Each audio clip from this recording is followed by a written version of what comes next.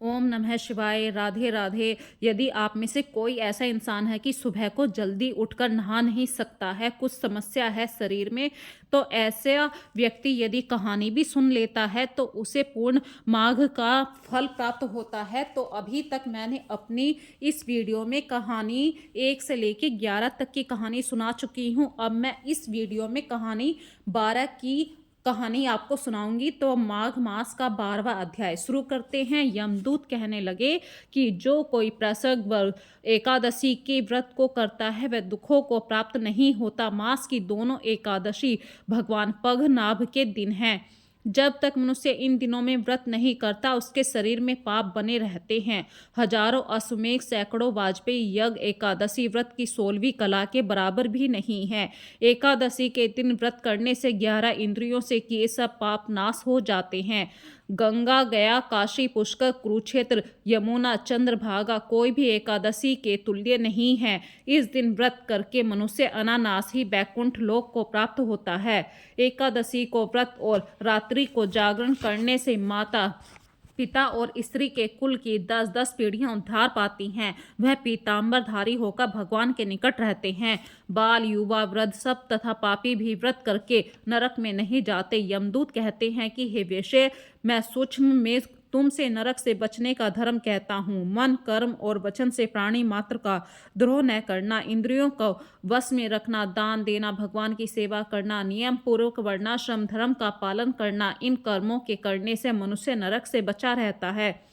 स्वर्ग प्राप्त करने की इच्छा से मनुष्य गरीब भी हो तो जूता, छतरी, अन्न, जल, धन कुछ न कुछ उसे दान देना चाहिए। दान देने वाला मनुष्य कभी यम की यातना नहीं भोगता, दीर्घायु और धनी होता है। बहुत कहने से ही क्या अधर्म से ही मनुष्य बुरी गति को प्राप्त होता है।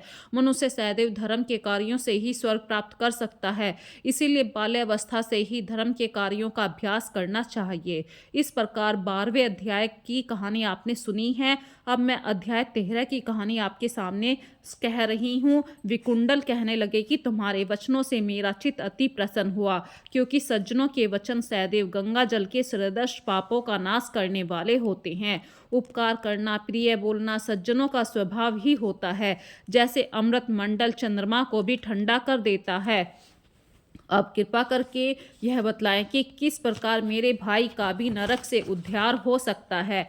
तब यमदूत कहने लगे कि दृष्टि से विचार कर मित्रता रूपी रस्से से बंधा हुआ बोला कि हे वेश्य, तुम अपने भाई के लिए स्वर्ग की कामना करते हो तो जल्दी अपने 8 जन्म के पुण्य फल को उसके निमित्त अर्पण कर दो। तब विकुंडल ने कहा कि हे दूत, वह पुण्य क्या है और मैंने कौन से जन्म में से कैसे किया, सो सब बतलाओ, फिर मैं अपना पुण्य अपने भाई को दे दूंगा। दूत कहने लगे कि हे वेश्य सुनो, मैं तुम्हारे पुण्य की सब कथा कहता हूँ। पूर्व समय में मधुवन में शाल्की नाम का एक ऋषि था। वह बड़ा तपस्वी, ब्राह्मण के समान तेज वाला, नवग्रह की तरह उसकी स्त्री रेवती के 9 पुत्र थे, जिनके नाम ध्रुव, शशि, बुध, तार, ज्योतिमान थे। इन 5 गृहस्थ ने गृहस्थाश्रम धारण किया तथा निर्मोह, जितमाय, ध्यान निष्ठ और गुणातग यह चारों संन्यास ग्रहण कर वन में रहने लगे। यह शिखा सूत्र से रहित पत्थर और सोने को समान समझते थे। जो कोई अच्छा या बुरा जैसा भी अन्न देता वही खा लेते, कोई कैसा भी कपड़ा दे उसको पहन लेते। सदैव ब्रह्मा के ध्यान में लगे रहते। इन चारों ने व्रत, शीत, निद्रा, आहार सबको जीत लिया। बस चर अचर को विष्णु रूप समझते हुए मौन धारण करके संसार में विचरते थे। ये चारों महात्माओं तुम्हारे घर आए तो जब तुमने मध्याह्न के समय भूखे प्यासे इनको आंगन में देखा तो तुमने गदगद कंठ से आंखों में आंसू भरकर इनको नमस्कार करके इनका बड़ा आदर सत्कार किया। इनके चरणों को धोकर बड़े प्रेम से तुम इनसे कहने लगे कि आज मेरे अहोभाग्य है, आज मेरा जन्म सफल हुआ, मुझ पर भगवान प्रसन्न हुए, मैं सनाथ हुआ, मेरे माता पिता, पत्नी, पुत्र, गो आदि सब धन्य हैं। जो आज मैंने हरि के श्रद्धा से आपके दर्शन किए, सो हे वेश्य, तुम इस प्रकार तुमने श्रद्धा से उनका पूजन किया। चरण धोकर जल को मस्तक से लगाया, फिर विधि पूर्वक इनका पूजन करके तुमने इन सन्यासियों को भोजन कराया। इन सन्यासियों ने भोजन करके रात को तुम्हारे घर में विश्राम किया। ब्रह्मा के ध्यान में लीन हो गए। इन सन्यासियों के सत्कार से जो पुण्य तुमको मिला सो मैं भी तुम्हें कहने में असमर्थ हूँ, क्योंकि सब भूतों में प्राणी श्रेष्ठ है। प्राणियों में बुद्धि वाले, बुद्धि वालों में मनुष्य, मनुष्यों में ब्राह्मण, विद्वानों में पुण्यात्मा, पुण्यात्माओं में ब्रह्मज्ञानी सर्वश्रेष्ठ हैं। ऐसे ही संगति से बड़े बड़े पाप नष्ट हो जाते हैं। यह पुण्य तुमने अपने पहले 8वें जन्म में किया था। सो यदि तुम अपने भाई को नरक से मुक्त कराना चाहते हो तो यह पुण्य दे दो। सो दूत के ऐसे वाक्य सुनकर उसने प्रसन्न चित्त से अपना पुण्य अपने भाई कुंडल को दे दिया। वह नरक से मुक्त हो गया। दोनों भाई देवताओं से पूजित किए गए। तब दूत अपने स्थान को चले गए। इस प्रकार वेश्या के पुत्र विकुंडल ने अपना पुण्य देकर अपने भाई को नरक की यातना से छुड़वाया। सो हे राजन, जो कोई इस इतिहास को पढ़ता या सुनता है वह हजारों गो दान का फल प्राप्त करता है। अध्याय 14। कार्तवीर्य जी बोले कि हे विप्र श्रेष्ठ, किस प्रकार एक वेश्य माघ स्नान के पुण्य से पापों से मुक्त होकर दूसरे के साथ स्वर्ग को गया, सो मुझसे कहिए। तब दत्तात्रेय जी कहने लगे कि जल स्वभाव से ही उज्जवल, निर्मल, शुद्ध, मल नाशक और पापों को धोने वाला है। जल सब प्राणियों को पोषण करने वाला है, ऐसा वेदों ने कहा। मकर के सूर्य माघ में गौ के पैर डूबने योग्य जल में भी स्नान करने से मनुष्य स्वर्ग को प्राप्त होता है। यदि सारा मास स्नान करने में असक्त हो तो 2 या 3 दिन ही स्नान करने से पापों के नाश होगा। थोड़ा ही दान करें, वह भी धनी दीर्घायु होता है। 5 दिन स्नान करने से चंद्रमा के सदृश शोभायमान होता है। इसीलिए अपना शुभ चाहने वालों को माघ में 12 स्नान करना चाहिए। अब माघ में स्नान करने वालों के नियम कहता हूँ कि अधिक भोजन का उपयोग नहीं करना चाहिए, भूमि पर सोना चाहिए, भगवान की त्रिकाल पूजा करनी चाहिए, ईंधन, वस्त्र, कंबल, जूता, कुकुम्भ, धृत, तेल, कपास, रुई, वस्त्र तथा अन्न का दान करना चाहिए। दूसरे की अग्नि न तपे, ब्राह्मण दान न ले, माघ के अंत में ब्राह्मणों को भोजन करावे, उसको दक्षिणा दे तथा एकादशी के नियम से माघ स्नान का उद्यापन करे। भगवान से प्रार्थना करे कि हे देव, इस स्नान का मुझको यथोवक्त फल दीजिए। मौन रहकर इस मंत्र का उच्चारण करें, फिर भगवान का स्मरण करें। जो मनुष्य श्री गंगा जी में माघ मास में स्नान करते हैं वे 4000 युग तक स्वर्ग से नहीं गिरते हैं। जो कोई माघ मास में गंगा और यमुना का स्नान करता है वह प्रतिदिन 1000 स्वर्ण मुद्रा का दान फल प्राप्त करता है। 1000 कपिला गो या गाय के दान का फल पाता है। इस प्रकार अध्याय 14 खत्म हुआ। अध्याय 15 की कहानी। दत्तात्रेय जी कहने लगे कि हे राजन, प्रजापति ने पापों के नाश के लिए प्रयाग तीर्थ की रचना की। सफेद गंगा जी, काली यमुना जी के जल की धारा में स्नान का महात्म्य भली प्रकार सुनो। जो इस संगम में माघ मास में स्नान करता है वह गर्भ योनि में नहीं आता। भगवान विष्णु की दुर्गम माया माघ में प्रयाग तीर्थ पर सब नष्ट कर देती है। माघ मास में प्रयाग में स्नान करने से मनुष्य अच्छे भोगों को भोगकर ब्रह्मा को प्राप्त होता है। माघ मास में मकर के सूर्य में जो प्रयाग में स्नान करता है उसके पुण्यों की गिनती चित्रगुप्त भी नहीं कर सकते। 100 वर्ष तक निराहार रहकर जो पुण्य प्राप्त होता है वही फल माघ मास में 3 दिन प्रयाग में स्नान करने से होता है। जो फल 100 वर्ष तक योगाभ्यास करने से मिलता है, जैसे सर्प पुरानी कांचली को छोड़कर नया रूप धारण कर लेता है, वैसे ही माघ मास में स्नान करने से मनुष्य पापों को छोड़कर स्वर्ग को प्राप्त होता है। परंतु गंगा यमुना के संगम में स्नान करने से हजारों गुना फल मिलता है। हे राजन, जिसको अमृत कहते हैं वह यह त्रिवेणी ही है।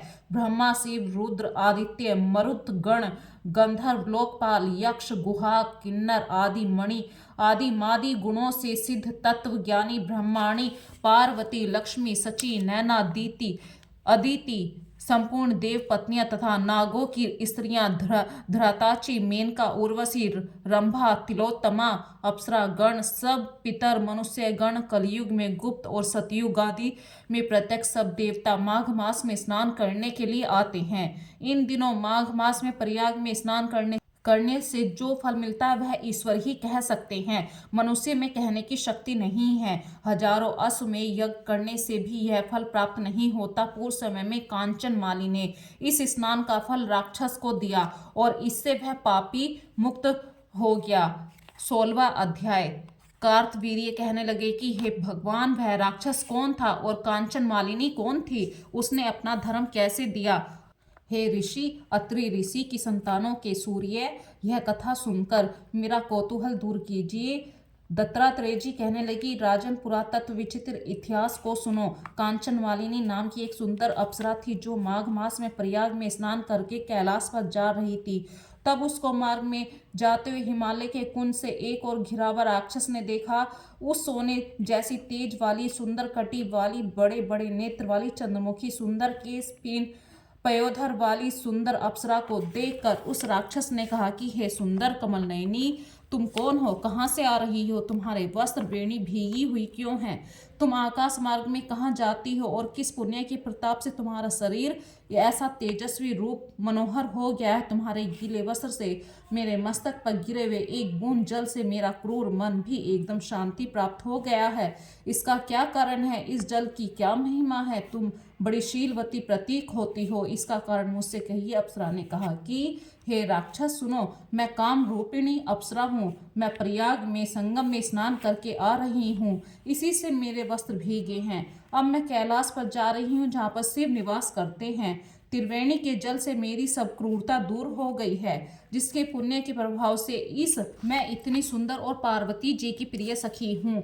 सो आश्रय देने वाला उदाहरण मुझसे ब्रह्मा जी ने कहा था। सो सुनो, मैं कलिंग देश के राजा की वेश्या थी।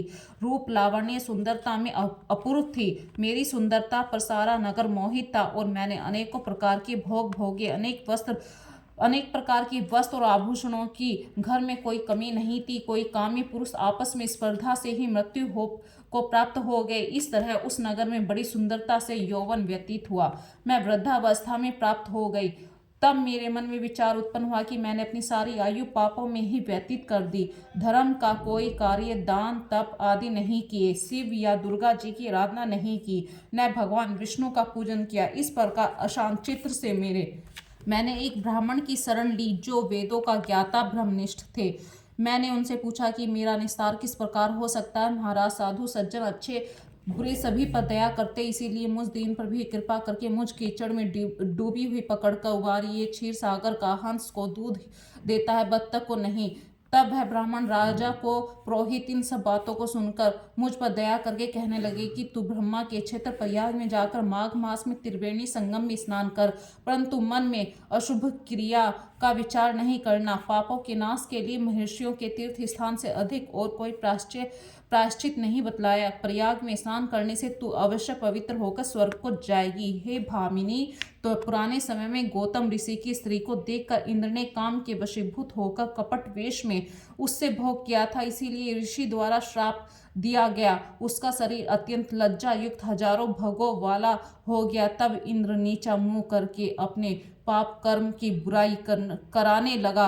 मेरु पर्वत के शिखर पर स्वच्छ जल वाले सरोवर पर एक स्वर्ण कमल से भरे हुए एक कोटर में घुस गया। अपने पाप को धिक्कारता हुआ कामदेव की बुराई करने लगा कि यह सब पापों का मूल है। इसी के वशीभूत होकर मनुष्य नरक में जाते हैं और अपने धर्म, कीर्ति, यश और धैर्य का नाश करते हैं। इंद्र ऐसा सोच रहा था। सो इंद्र के बिना सारा देवलोक शोभाहीन हो गया। तब देवता, गंधर्व, किन्नर, लोकपाल इंद्राणी के सहित बृहस्पति जी से जाकर पूछने लगे कि महाराज, इंद्र के न रहने से स्वर्ग ऐसा शोभाहीन हो गया जैसे सतपुत्र के बिना श्रेष्ठ कुल। इसीलिए स्वर्ग की शोभा के लिए कोई क्रिया सोचिए, इस विषय में देर नहीं करनी चाहिए। तब बृहस्पति जी कहने लगे कि इंद्र ने बिना सोचे विचारे जो कर्म किया है उसका फल भोग रहा है। सो वह कहाँ है, मैं सब जानता हूँ। फिर गुरु जी ने सबको साथ लेकर स्वर्ण कमलों से युक्त बड़े सरोवर में इंद्र को देखा, जिसका मुख मलिन और आंखें बंद थी। तब इंद्र ने बृहस्पति जी के चरणों को पकड़कर कहा कि इस पाप से उद्धार करके आप मेरी रक्षा कीजिए। तब बृहस्पति जी ने इंद्र से कहा कि प्रयाग में स्नान करने से ही तुम पाप मुक्त हो जाओगे। तब इंद्र सहित सबने ही प्रयाग में जाकर संगम में स्नान किया। त्रिवेणी स्नान से इंद्र पाप मुक्त हो गए। तब बृहस्पति जी ने इंद्र को वरदान दिया कि तुम्हारे शरीर में जितने भग हैं सब नेत्र हो जाएं। तब इंद्र ब्राह्मण के वर से 1000 नेत्रों से ऐसा सुशोभित हुआ जैसे मान सरोवर में कमल शोभायमान होता है। अध्याय 17। की कहानी। अप्सरा कहने लगी कि हे राक्षस, वह ब्राह्मण कहने लगा कि इंद्र इस प्रकार अपनी अमरावतीपुरी को गया, सो हे कल्याणकारी, तुम भी देवताओं से सेवा किए जाने वाले प्रयाग में माघ मास में स्नान करने से निष्पाप होकर स्वर्ग में जाओगी। सो मैंने उस ब्राह्मण के यह वचन सुनकर मैं उनके पैरों में पड़ गया, प्रणाम किया। घर में आकर सब भाई बांधव, नौकर चाकर, धनादिक त्याग कर शरीर को नष्ट होने वाली वस्तु समझकर घर से निकली। माघ में गंगा यमुना के संगम पर जाकर स्नान किया। सो हे निशाचर, 3 दिन के स्नान से मेरे सब पाप नष्ट हो गए। 27 दिन के पुण्य से मैं देवता हो गई और पार्वती जी की सखी होकर सुख से निवास करती हूँ। इसीलिए मैं प्रयाग के महात्मा को याद करके सब देवताओं के सहित माघ में प्रयाग स्नान करती हूँ। सो मैंने अपना यह सब वृत्तांत तुमसे कहा। तुम भी इस योनि में पड़ने और ऐसे क्रूप होने का सब कारण कहो। तुम्हारी दाढ़ी और मूछें बहुत बड़ी हो गई हैं और पार्वती की गुफा में वास करते हो।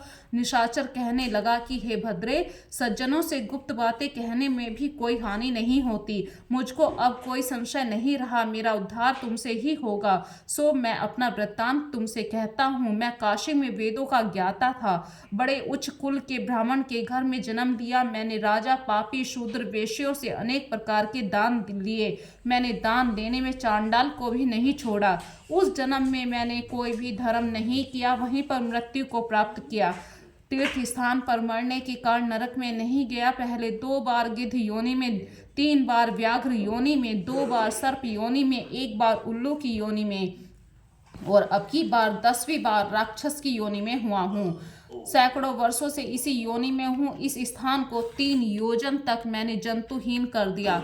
बिना अपराध के बहुत से प्राणियों को मैंने नष्ट कर दिया। इस कारण मेरा मन अत्यंत दुखी है। तुम्हारे दर्शन से चित्त से कुछ शांति अवश्य आई है, क्योंकि सज्जनों का संग तुरंत ही सुखदायी होता है। मैंने अपने दुख के सब कारण आपसे कहे और सज्जन लोग सदैव दूसरों के दुखों से दुखी होते हैं। अब यह बताओ कि इस दुख रूपी समुद्र को कैसे पार कर सकता हूँ? क्या क्षीर सागर हंस को ही दूध देता है, बुगले को नहीं?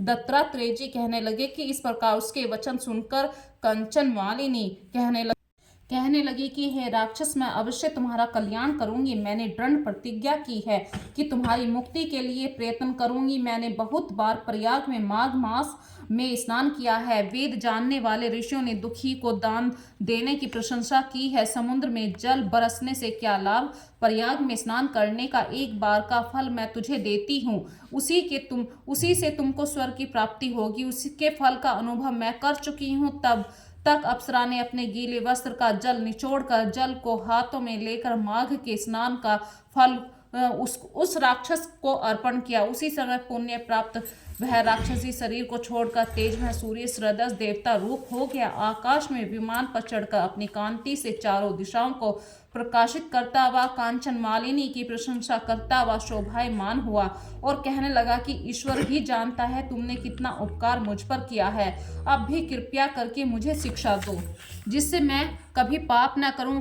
अब मैं तुम्हारी आज्ञा पाकर स्वर्ग में जाऊंगा। तब कांचन मालिनी ने कहा कि सदैव धर्म की सेवा करो, काम रूपी शत्रु को जीतो, दूसरे के गुण दोषों का वर्णन मत करो, शिव और वासुदेव का पूजन करो, इस देह का मोह मत करो, पत्नी पुत्र धनादि की ममता त्यागो, सत्य बोलो, वैराग्य भाव धारण करो, योगी बनो। मैंने तुमसे यह धर्म के लक्षण कहे। अब तुम देवता रूप होकर शीघ्र ही स्वर्ग को जाओ। दत्तात्रेय जी कहने लगे कि इस प्रकार गंधर्वों से सुशोभित वह राक्षस कंचन मालिनी को नमस्कार करके स्वर्ग को गया और सब कन्याओं ने वहां आकर कंचन मालिनी पर पुष्पों की वर्षा की। प्रेम पूर्वक कहा कि हे भद्रे, तुमने इस राक्षस का उद्धार किया। इस दुष्ट के डर से कोई भी इस वन में प्रवेश नहीं करता था। अब हम निडर होकर विचरेंगे। इस प्रकार कांचन मालिनी उस राक्षस का उद्धार करके प्रेम पूर्वक देव कन्याओं से क्रीड़ा करते हुए शिवलोक को गई। इस प्रकार आज आपने अध्याय 12 से अध्याय 17 तक की कहानी सुनी है। इस वीडियो में यदि आपको यह कहानी सुनने में थोड़ा सा भी अच्छा लग रहा है तो मुझे कमेंट करके ज़रूर बताना। और ज़रूरी नहीं है आप नहाएं या किसी बीमारी के कारण आप नहा नहीं सकते हैं तो कहानी सुनने का भी वही फल प्राप्त होता है। तो कहानी अवश्य सुने।